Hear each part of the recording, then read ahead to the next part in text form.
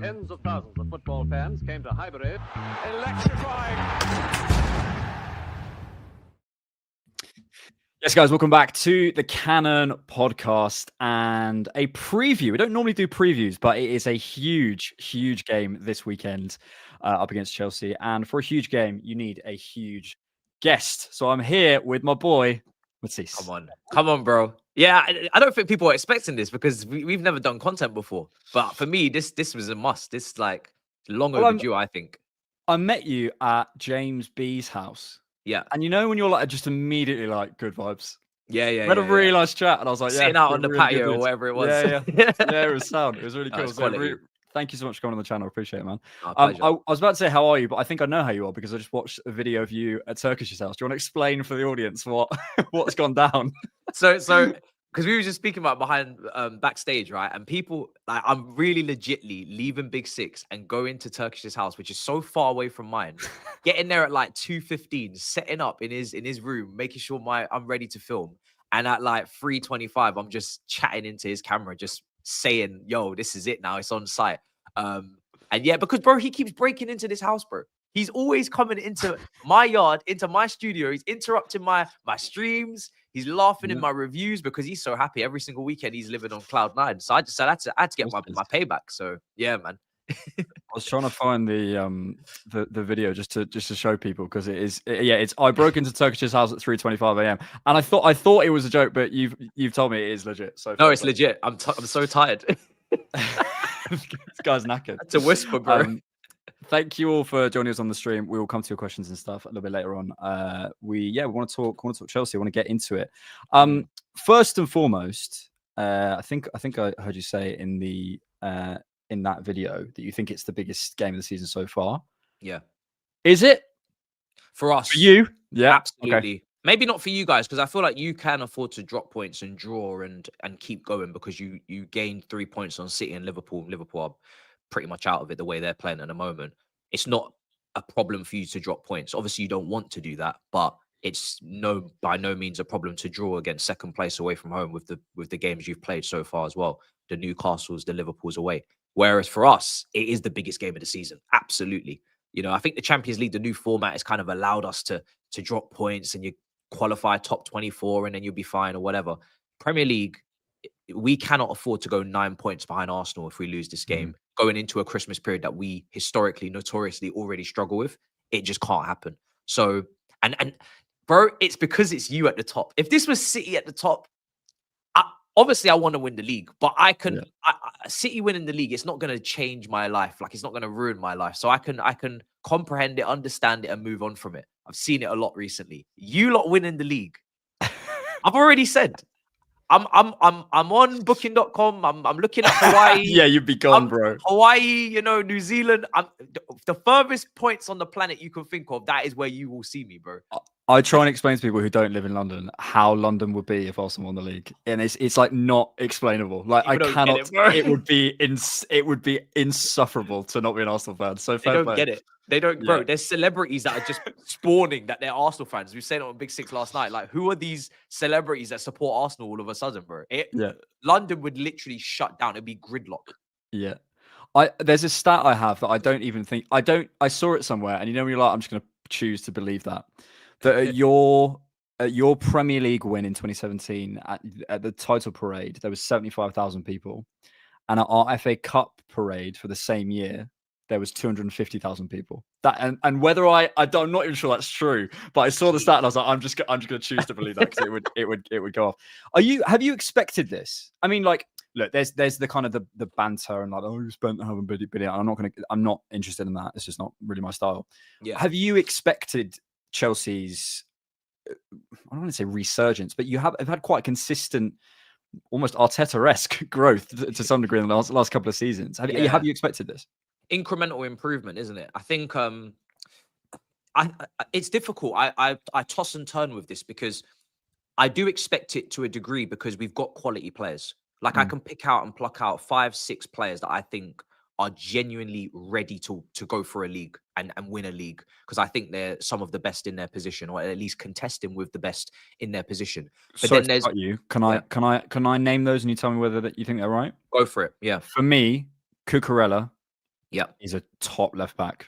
Mm. And I think because I said this on a podcast recently. I was like, when you're like you hate a player for no reason, you just hate them. Everybody hates him. Yeah. And it's because he's really, really good. And I think especially for the size he is, the amount he wins in the air, he's really good. I think especially off the pitch. I think in a period like that, you probably needed someone like that, right? Mm-hmm. I mean, obviously Caicedo. We're not going to rehash that debate. I'm sure we'll have it in the morning. Yeah.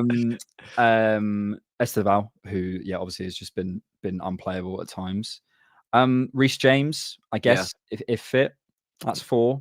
Enzo, I guess you guys would probably say at this point. Absolutely. I don't know your 6th though. I had the 5 straight away. Oh, Palmer. Oh, of course. Sorry. Yeah, of course. Yeah, it's got to be Cole Palmer. So and then there's like back burners like Andre Santos, who I rate so highly, and he's been playing really well recently, starting to show the quality that he's got, but obviously he's behind, fully fleshed internationals in the midfield, so it's difficult. And like Josh Achimpong's big talent, I think he's going to be massive. I think he's been quality. Colwell's injured. I think he was showing some serious improvement. He's for me going to be a top defender. So there's back burners like those. So, but then there's other guys that I either want sold or I don't trust, or they're injury prone, like Fofana, Badiashile, who they could be this, but they can't be until they stay fit. Lavia's, who I like and rate, but again, same situation. So it's all just bits and pieces. And then on top of that, when you are the youngest team in the league, there is just guaranteed to be inconsistency. And the manager guaranteed to be inconsistency. The red cards that we were picking up, it was like 6 in 10 or 9. And it's just like boneheaded mistakes. But again, it just comes with the territory. That stifles us, stops us a little bit with the injury prone players. So there's just so many factors that I can understand why we're here, because we should be here. And I expect us as Chelsea Football Club to be here after what we have spent and how much time it has taken. But at the same time, it doesn't always shock me when we do show inconsistency, because that's kind of what we sign up for when we sign some of the players that we do sign. So yeah, man, it's bipolar. I'll be honest. I'm happy to be honest. I'm bipolar. That's fine. Before we come more specifically to it's a welcoming space here, mate. Before we come to the game more specifically, I want to ask about Maresca, because I think he's probably gone a little bit under the radar. And it depends who you believe, but I think there's been at least sections of the Chelsea fan base who've not always been on board with him. Where do people sit with him now, and what do you see as his biggest qualities? Because I've always found him, I mean, obviously tactics, I think he has a lot of solutions. I think he's managed to deal with, and I think a lot of an underrated aspect of management, which Arteta does very well, is the upwards management. Being able to deal with the guys above you is a huge bit of it. And I think he can do it. My question about him would be, from an emotional perspective, he seems a bit cold. And I wonder whether he seems a little, I mean, the meme would be technical decision, but like he does, whenever I watch him, I wonder, is he able to, and he probably is, I don't know, but is he able to put his arm around the shoulder of players and sort of do that side of the management, would be my question. Yeah. What's the general feeling on Maresca? Yeah.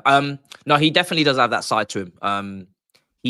I think he hasn't tried to, I think the recent managers haven't ever tried to force it and say, I'm Chelsea coded, because Chelsea coded is a manager with experience, a manager that's a winner, a manager that's got charisma, a CV, exactly. And none of these guys recently have had that. They've not had a CV that is Roman Abramovich Chelsea coded in regards to Pochettino, Potter, Maresca. So they've all understood that they kind of have to earn that kind of love or that respect.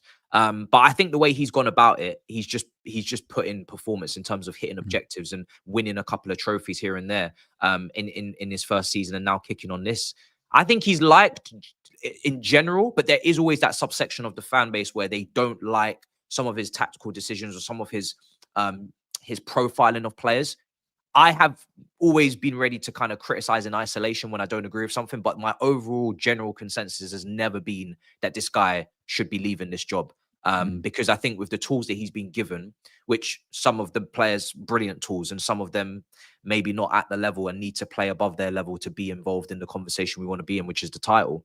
The likes of a Tosin, or, the Chalobahs, or the rotation of centre-backs because of the injuries, or the Pedro Netos, who's never really had the high outputs, the Garnachos, bringing that attitude problem in from United, which he's done. But he definitely always puts an arm around young players. I think he's managed Esteval very, very well, even though I want to see him as much as possible. I get the management of him. And he's, one thing I like about him is he I haven't really massively disagreed with any player that he's decided to turn away from and kind of put to the wayside and say, no, we're going to sell you or we're going to move on from you.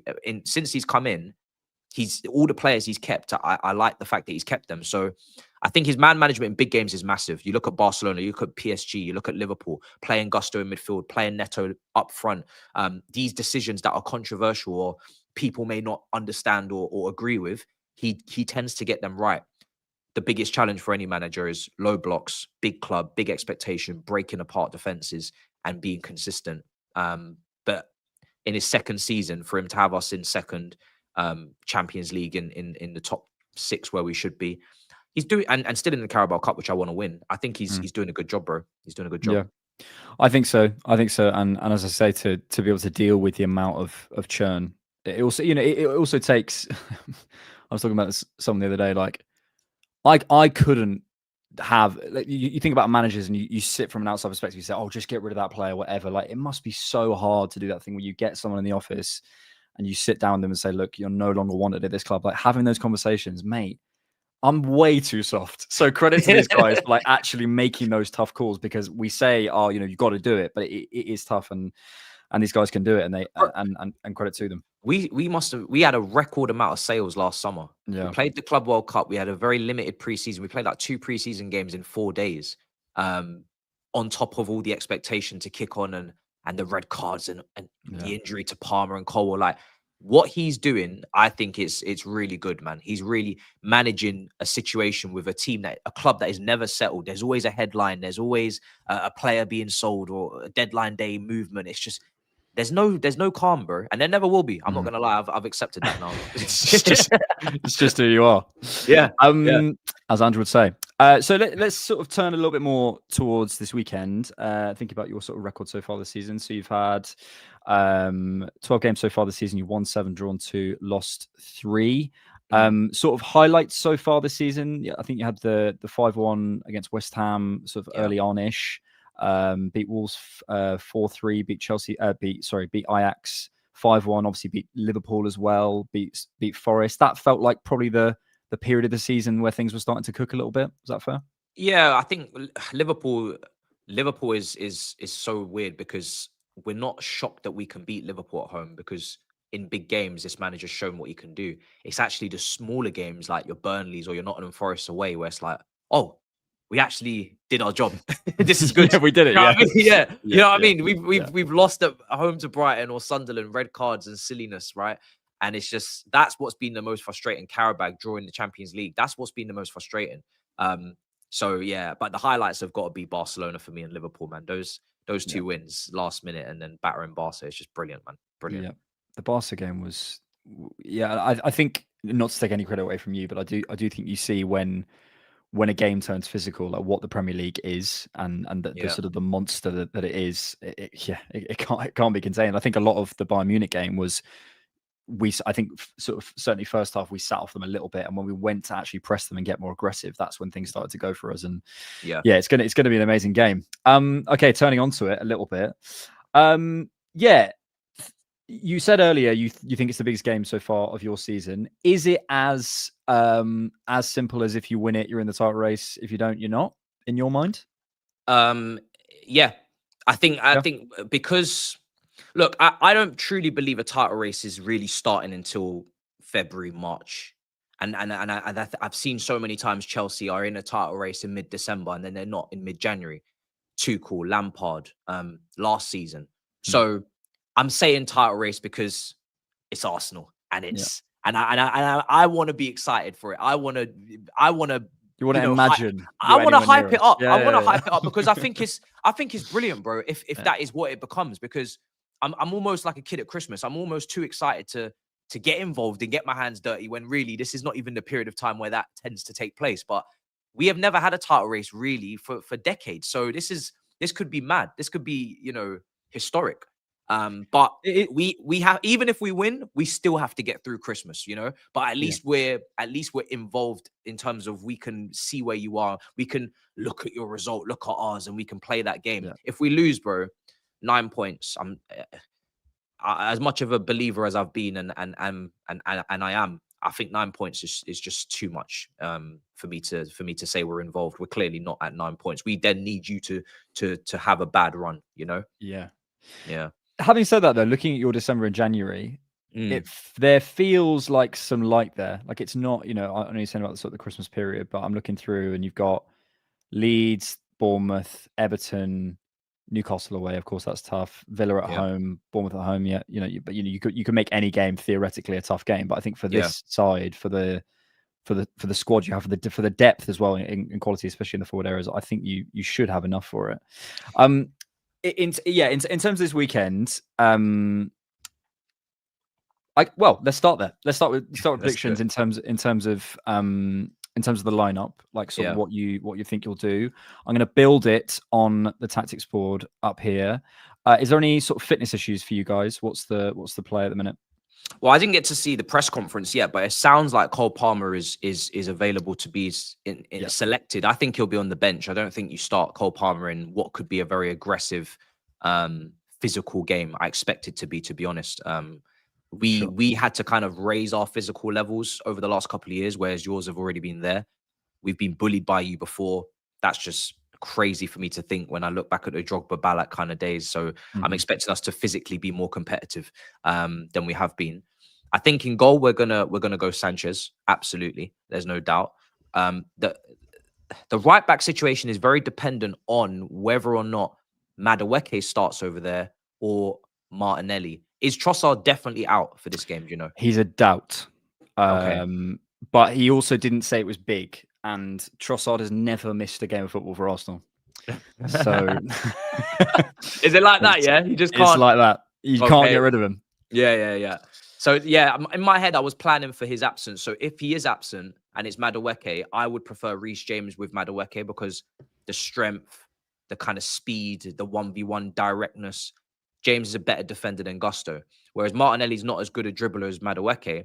I think Gusto could then deal with the pace and the recovery. Reece James is not going to necessarily need to do that as much, and he can go into midfield and be next to Caicedo. So you could maybe put a dash next to James and Gusto, because once your lineup comes out, I truly believe we could just pass that little piece of paper on the pitch again that we did and just change those two. And whoever the other option is will play in midfield on the right side next to Caicedo in that 6 there. So that could be Gusto. Gusto played there against Liverpool. He was brilliant, counter pressing, energy, just that kind of sacrificial lamb kind, so to speak. And centre back, it will be centre back. Oh, centre back is anyone's guess, man. I never know who your centre backs are going to be. I really couldn't tell you. Neither do we, bro. We don't know. We don't it's know. Like rotating. Yeah, it's crazy.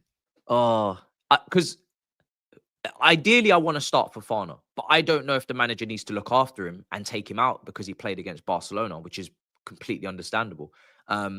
Ideally, I want to see Badiashile because he's left-footed and the build-up plays much stronger. But again, I don't know if he can play this type of game, if he's going to be able to start. I think Chalobah's guaranteed to play. He's played the last 2, and he's actually improved in form recently. He had a poor start to the season. He's been better.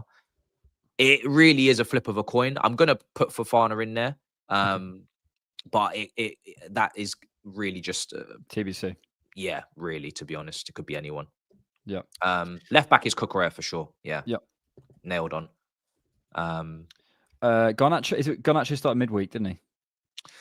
Yes. Yeah, Garnacho started left wing. We'll put Enzo Fernandez in the 8 because Enzo Fernandez is guaranteed. So that's an easy one. Santos has been really good, but he'll be on the bench.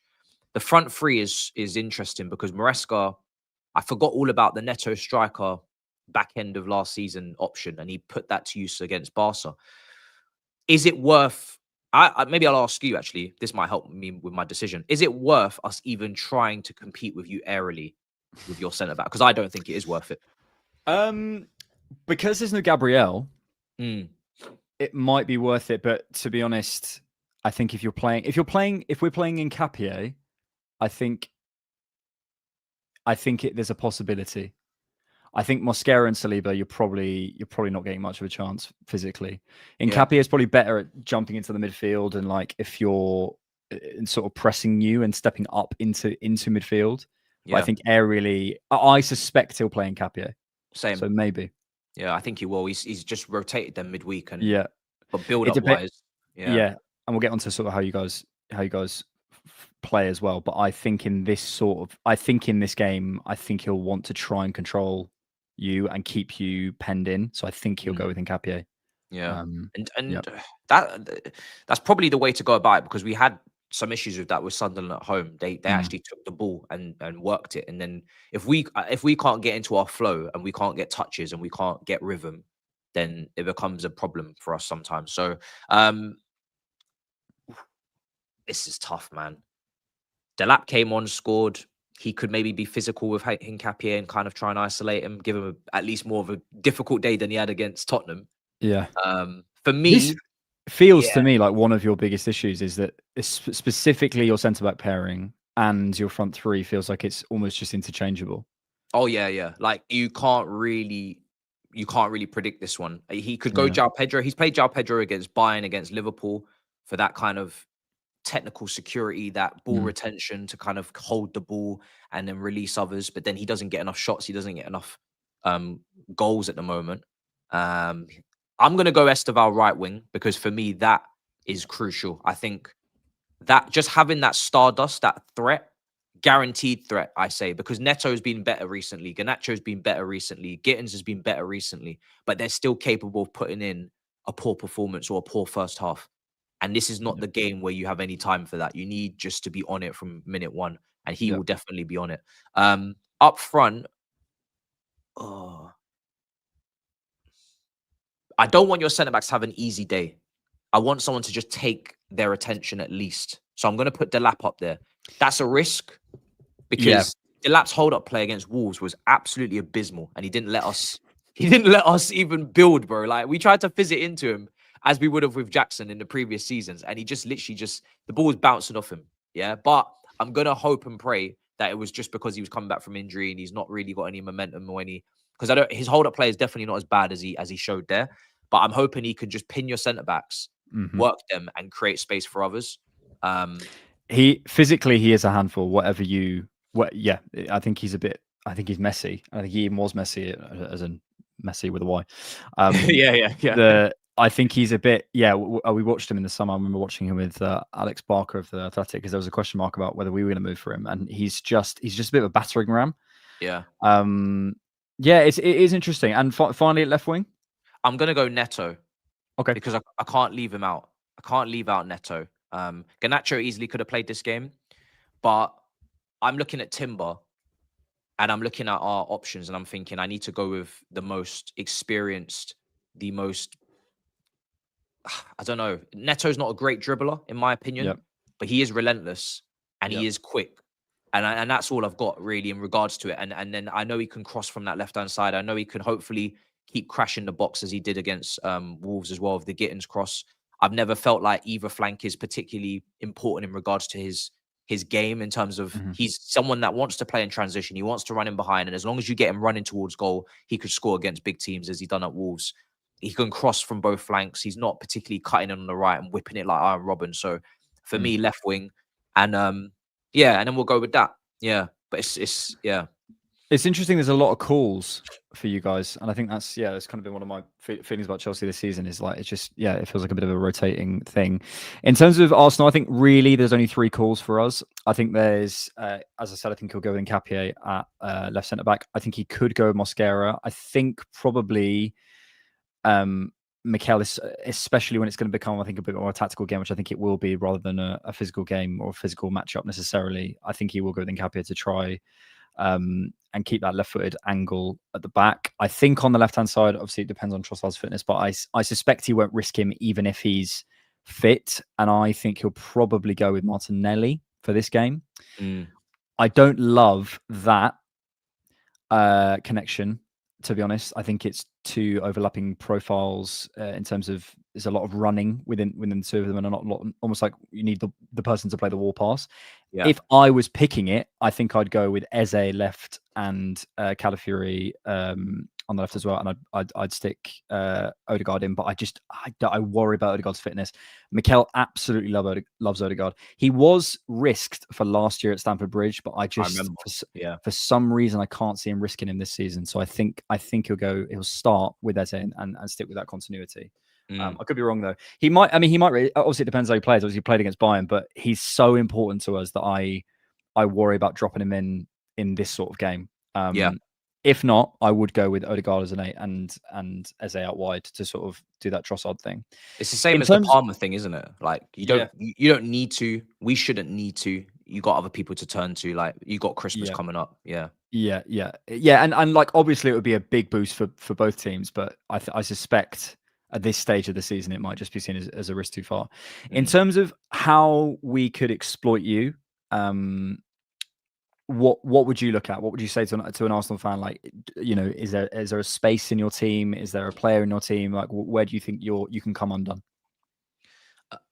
In terms of a pressing point, you'd be pressing Chalobah. If he starts at left side centre back and you press that part of the pitch, you can definitely get joy because he's on his wrong foot. He's on his wrong foot and he's very rigid in terms of that side of the pitch. He does want to turn back into his right foot. His passing is much better on the right, as is all of them. Fofana, Josh, they're all better on the right, passing wise, build up wise. So the angles aren't really there for him. So there's definitely a pressing point there to kind of force him into an error, which he hasn't had in recent weeks.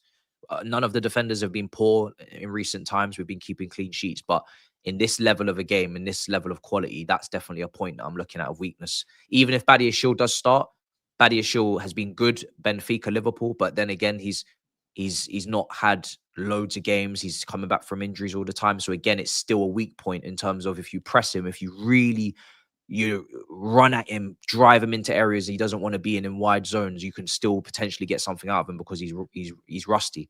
So that left side centre back, whoever plays, even if it's Hato, which is not going to happen, but he's teenager. So anybody that plays at left side centre back is definitely the point of looking at. Yeah. Also, from our press, sort of generally, Arsenal fans will know that we love this press sort of left to right. So I think that's certainly something for us to have a look at. And I think, sort of forcing you guys along could be interesting. Anywhere else? Obviously, set pieces is something I'm concerned about because exactly. Because as much as we've dealt with them recently, you guys are the best at them. The one thing in our favor, I think, as opposed to what happened midweek, is Neuer flapping at that cross. Sanchez has been brilliant on cross collection this season. His cross collection has really been very good. He's not doing the Superman suplex as much and just pushing it back out into the penalty box and doing all sorts of madness. What's the, because there was a point where it was like, get this guy out my team. Where are people on him now? We don't talk about him anymore, which is the best compliment I can give him. He's just doing a really good job. The only poor game he's had this season was Man United away with the red card, which he didn't need to come out for that. He's been making saves. He's been collecting crosses. His distribution's been really good.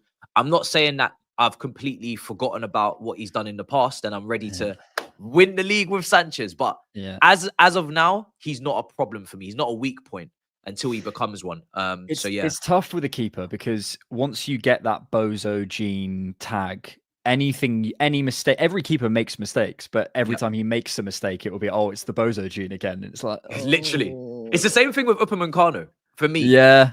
Because I knew he's a good player, but I knew he's got an error in him. And what does he do against you? He gives the ball straight over to you. Yeah. But like, I can't remember which game it was now, but Raya is chasing out into this corner at one point. And like, you sort of go, and obviously Raya he's never been that sort of that type of keeper, but you wonder if he had that tag, how certain things would be perceived. Yeah, absolutely. Any other sort of weak points you think could be exploited? I've got two more because I'm just putting it out. I'm being so transparent. It's the first time I'm doing a preview. Mikel's watching. The first time I'm doing a preview this week where I'm actually exposing my own weaknesses, right? Because the rest of the time I've been on soldier job. I'd say left wing versus Timber, if I have to be very honest. That is like not a part of the pitch I'm expecting to have loads of joy. I've seen him this season. I've seen the way he defends. I've seen the way he carries the ball, the physicality. I'm not expecting us to win that side of the pitch. That's why I've gone with Neto in hope. I don't really want to put the other two younger wingers at I don't want them to come up against him, if I'm honest. And then Delap or João Pedro, whoever starts up front, again, just purely because neither of them have been able to press as much as I would like them to in terms of Jackson's press or Mark Hughes' press, who's definitely not going to start. They're not giving the same intensity up the top end of the pitch. So whoever starts out of those two, the counter press is not as strong and they're not free flowing in terms of goals. So, you know, you're kind of hoping that they're going to score, not expecting. So I'd say those are the weak points for me. Yeah. If there are any Chelsea fans watching, there's not loads you can do. Do you know what, the one thing I would say is, and this is why I might look at more like a Garnacho potentially, is I think if you can run with us, it's not that you can get the better of us, but you might just force luck to go your way a little bit. The teams that have ran with it, I mean, and we are, I do believe in terms of in all phases we are. I think there's other teams who are better in certain phases at certain things, but if you like equalized across all the things you can do, I think we are the best team in Europe, in my opinion. We can kind of do everything, but I think the teams that we do struggle with occasionally are like your Newcastles, your Sunderlands, who kind of sit in a little bit, but in those big break moments, absolutely go for it and try and rush something, try and make someone make a mistake. That's probably the only thing you can do. That's why I look at your runners, because if you sit in, I think maybe 2 years ago, maybe 18 months ago, maybe even a year ago, you might have sort of dealt with us and it might have been a 0-0 or something. But I think we've got enough, you know, with Eze, we've got enough for the mid blocks, we've got enough for the deep blocks, we've got enough to play through you. We've got set pieces and stuff. So yeah, it's gonna be a tough day. It's gonna be tough. Where do you think your defensive line is gonna start? Because I wouldn't mind starting with Neto up front and Garnacho left, but there's no hold up there in terms of back up. You know, back to. I would if I was you, and I don't have my UEFA Pro license, so I'm slightly talking about else here. But I wouldn't even try, and I think the Delap thing makes some sense. But I think if you look at the way Saliba dealt with and Mosquera, by the way, dealt with Harry Kane in the week, that especially in this form, I think if we were in a different moment, maybe you could say, okay, we can go and press us, but it's not physically sort of try and match us. I would try and get in behind us wherever you can, and I'd look at the wide areas potentially. Timber and Calafiori do a lot of this, and a lot of underlapping and overlapping, and a lot of sort of taking up sort of wide positions to create some stuff over here. If you can win the ball quickly, sort of similar to that Bayern goal, and get us moving backwards quickly, you might just be able to open some spaces. That would be the thing I'd look at, and that would be, I'd probably look at people like Caicedo deep.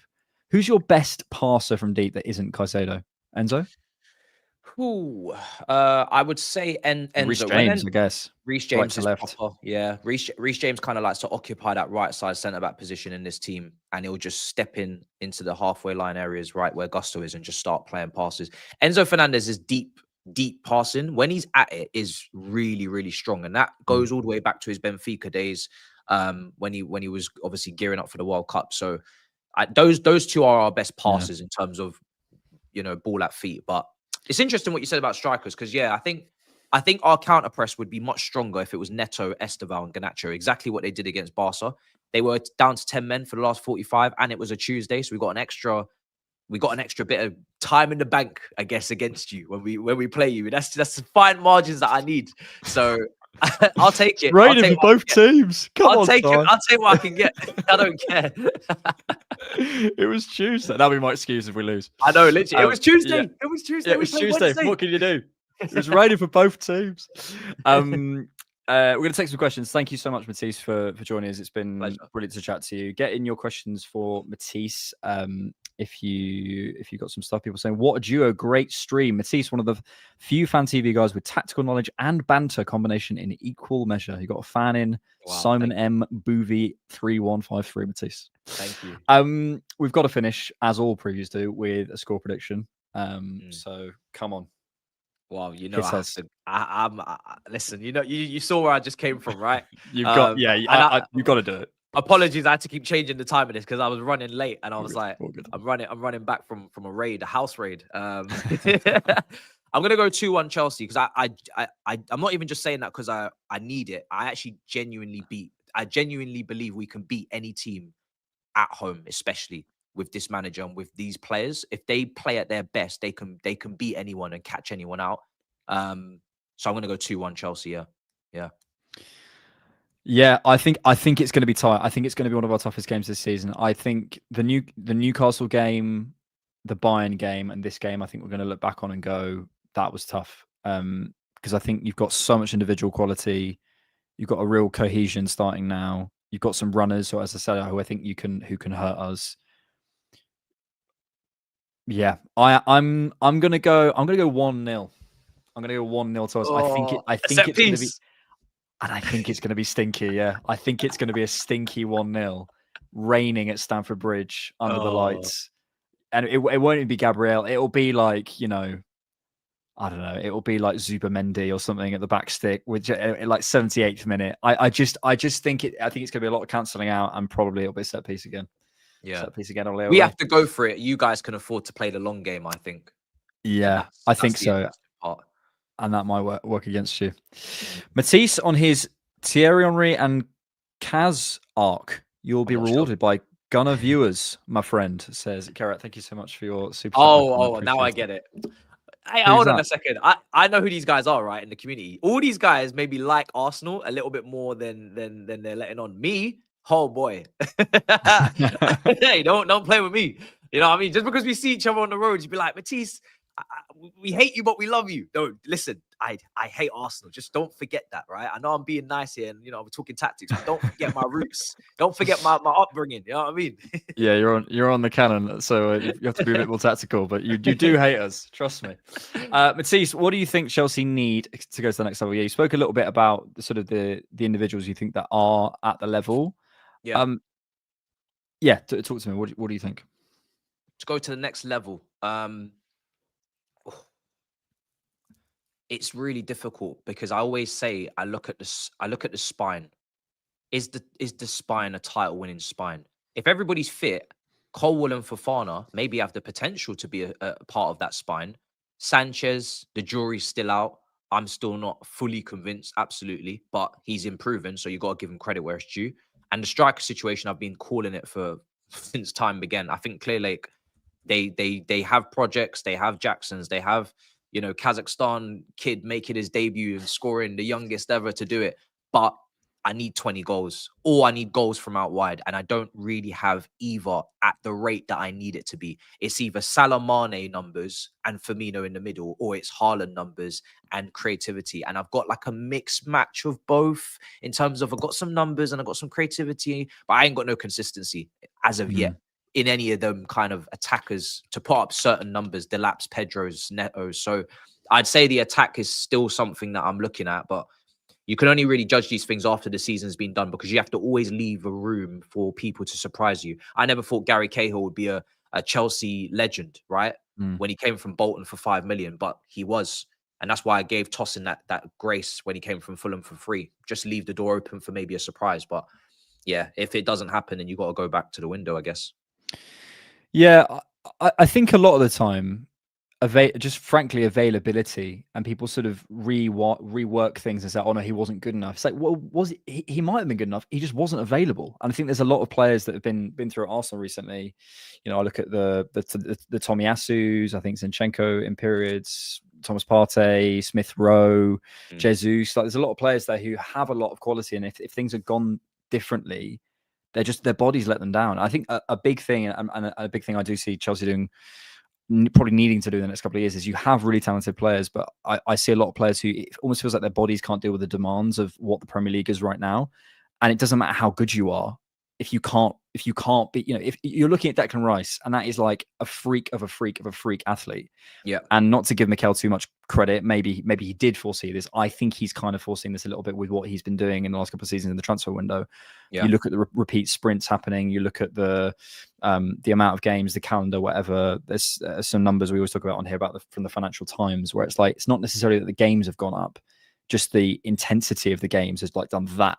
Yeah. And if you can't keep up with it, that's the question. And I look at a lot of your players, and that I think why Caicedo is thriving as well as being a talented player, because he can deal with it. I know he's had a few issues this season, but his body in general, this season, especially in last season, has been able to sort of handle those demands. So it might be looking at that.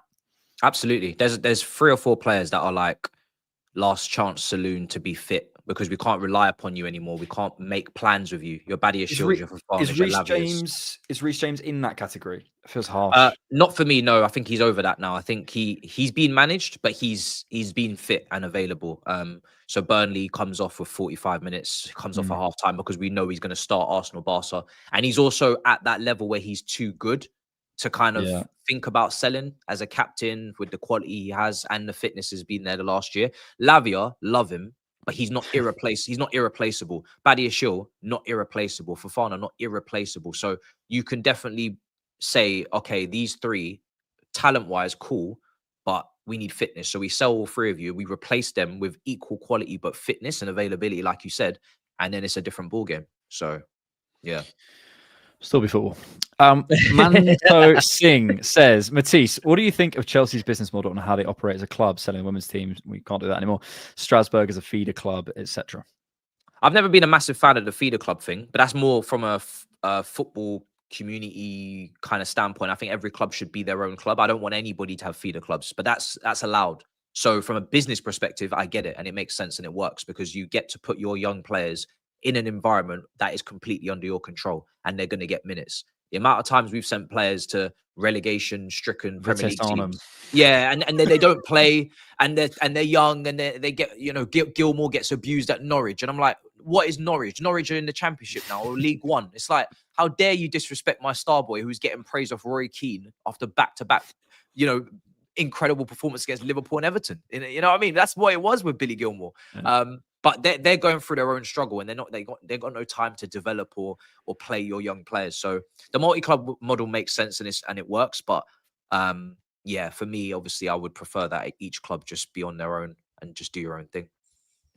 Hand of Arsenal says Cole Palmer bench, and we're going to be finishing with a few of those in just a second. But final question from Gaynor says, Matisse, do you feel the ownership changed their approach from signing kids to certified talents like Roman soon? With the recent investments, it's odd watching Chelsea operate this way. I can't lie. No, it's very different. Obviously, Roman was bankrolling us. Like he was just literally just throwing money in and losing money. So I was never expecting the next lot to come in and do that. So we were always going to have a new strategy, I think. But there's always a balancing act, and we've gone the extreme other way. That's the difference. It's not like there's been a mixture of it. It's been a little bit of experience and mainly youth. It's been all youth, and we're not signing anyone over the age of 25, and that's that. So it's very extreme, and that's why it's so alarming that Chelsea are doing it, and it's never been done before to sign this many players. All the talk of stability and trying to keep a group together. Chelsea are not on any of that. They are already thinking about next summer and the summer after. And some of these players that are here right now, they don't even know it yet. They are literally on the chopping block because we're going to sign players and you're going to be sold for margins and whatnot if you're not playing. The one thing I'll give us credit for is I think the youth recruitment has been better recently. Yeah. Maybe that's them just getting their feet under the table, but also it's them allowing the young players to stay where they are, like Quenda, the kid in Kazakhstan, Esteval Palmeiras. They don't come straight to Chelsea. They stay there. They play. They keep doing the good work they done in the first place to get recognized, and then they come here. And there's still bomb squad. There's still players that can't get good loans and all that. So there's loads of improving to do. But then on the flip side, Chelsea spend a lot of money, and the improvements feel very incremental. It still feels like this season we could have been even better, and then this could have been, not only are we in it, we're actually joint favorites. We could have taken that leap. We could have taken that dive, but we always have something else going on. UEFA restrictions or FFP, we're sanctioned for that. So we buy to sell, and that's frustrating. So yeah, it's their approach. At the end of the day, I've always wanted a bit more balance because I feel like we could win a lot quicker if we did that. But if it results in us winning and being dominant, then fair play to them. You have to give them credit. And it does depend on what you're optimizing for. And I think it's very easy as fans to be like, we want to push on and we want to do that. And absolutely, the sporting desire needs to be number one. But equally, they're trying to run a business and they're trying to. And I don't agree with what you guys are doing, to be clear. But I think about Arsenal, I think about other clubs, and sometimes it's like fans are calling for something that, yes, it might give you something in the 1 year term, but in the 5 year, 10 year, 15 year, they have to think in those terms in a way fans don't. And that's the difficulty. Final one would be, actually, I said it was a final question, but I'm going to give you this one as well. Do you have any hate for Madueke? Absolutely not. I was fine with Madueke going for the fee that we got for him. Obviously because Esteval was coming in to replace him, who I think has got a higher ceiling anyway. So Madueke at the end of the day, he had a decision to make. Chelsea don't want him. A lot of Chelsea fans don't rate him, and Arsenal have come in, who are competing for majors in London. Why would you not make the move? And he did it respectfully. There was no animosity there. There was no kind of like side digs. He was just professional, calm, and just went on his way. So I don't really get why there would be hate, really. Yep. I don't think he's done anything to provoke that.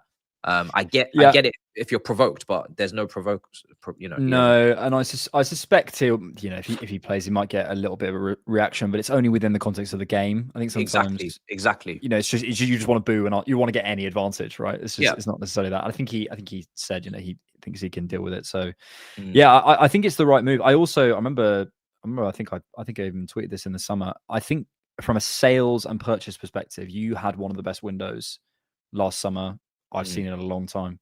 Like Really? The sales you were getting. If I go, Sales is ridiculous. Yeah, the sales were 10-10. You've got to teach us, mate, because honestly, like, and I appreciate it's a different model and the fact that, you know, and that's kind of more what you guys are doing. But I look at sales of Madueke for this is in euros for 56 million and Kunku for 37 million, Joao Felix for 30 million. I appreciate what you paid for him, but George Petrovic, Ugochukwu, Dewsbury Hall, I think is a brilliant player. Renato Vega, you flipped for what? You signed Good him. amount. Yeah, decent amount. I think we paid like 13, 14 maybe, roughly. Chukwuemeka all went for 20 million or more. And I was looking at your summer going, Joao Pedro, I rate Gittins. I think it's, I don't know, it felt like almost like you were buying him to stop other people buying him to some degree. It felt like you needed him, but that's kind of your model. Yeah. But a good buy. I think Garnacho, I don't like the guy personally, but I think he is a good player. Esteval was a great pick. Jarell Hato is a great pickup from you. I actually think we were in for him at one point. That one, yeah.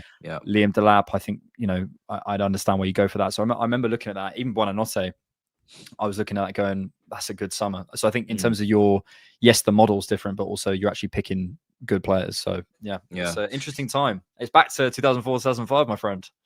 Bro, well, it's certainly not there in terms of our window. I liked our sales, I thought, but obviously, I think when you buy a lot of young players, you're always going to be able to sell them if they're talented enough, which they should be, because why would you buy them if they're not? So we're always going to be able to sell really well, and we've always been really good sellers. From the buying perspective, I think again, it's because this season's more difficult.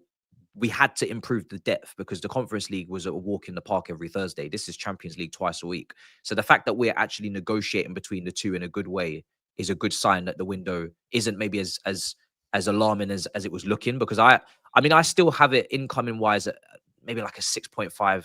It might get to a 7 as the season goes on and on. It gets more credit. But Delap to Jackson, how much improvement is there in terms of, you know, from a footballing perspective, you're getting different things, but you're still getting inconsistencies in other parts of, you know, it's not like a massive upgrade. You know what I mean?